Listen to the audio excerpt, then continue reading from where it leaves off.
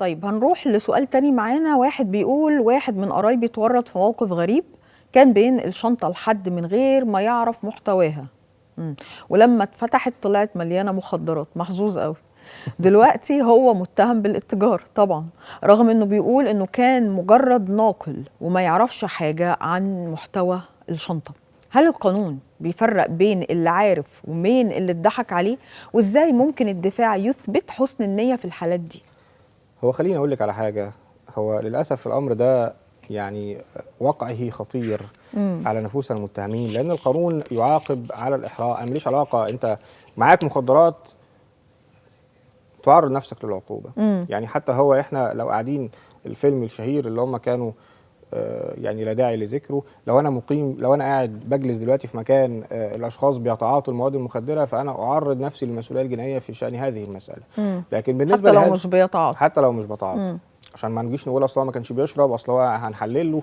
تمام. مجرد التواجد في المكان يعرض الشخص للمسؤوليه الجنائيه. هذه المساله وهذه القضيه اذا استطاع ان يثبت او اذا استطاع ان يثبت حسن نيته في هذه المساله، وهذا لزاما على النيابة العامة أن تتيقن من الركن المعنوي في هذه المسألة وهو العلم والإرادة. هل كان هذا الشخص عالما بأن هذه الحقيبة بها مواد مخدرة ولا لا؟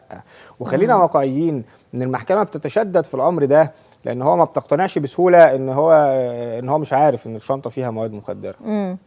أذكر في هذه المسألة قضية توليناها، وكانت لأحد الأشخاص الذين يعملون بمدينة العاشر من رمضان، وكان السيناريو كالتالي: الاثنين موجودين من نفس البلد، بيشتغلوا في نفس المكان.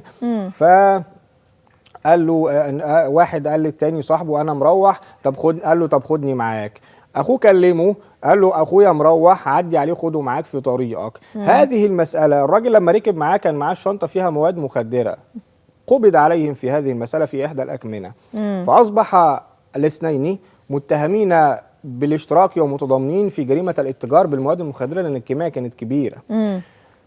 فاستطعنا من هذه المسألة أن نبين مدى حسن نية المتهم، لأن هو ما كانش يعرف إن الشنطة كان معاها إن الشنطة كان فيها مخدرات وما إلى ذلك. فقضت المحكمة ببراءته وأدانت الشخص الآخر بالسجن. فإذا ما استطاع أو إذا ما كان هناك مناط الإثبات، إذا ما كان هناك فكرة أنه ينتفي لديه العلم في هذه المسألة، وهذا أمر يجب على النيابة أن تتحقق منه أولا لا محالة، فلربما يثبت حسن نيته، وإن شاء الله ربنا يطمنهم عليه.